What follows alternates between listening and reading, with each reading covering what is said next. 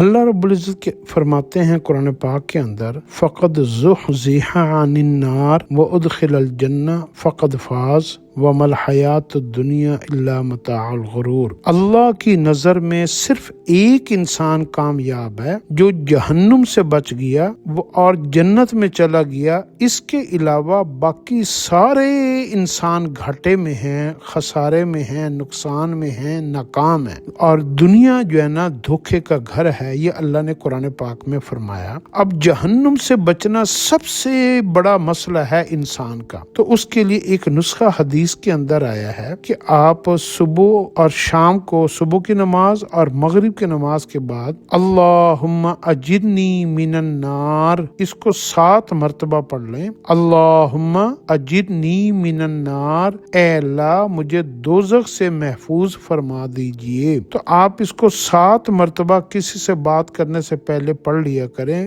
فجر کی نماز کے بعد اور مغرب کی نماز کے بعد، جہنم سے آپ کی خلاصی ہو جائے گی۔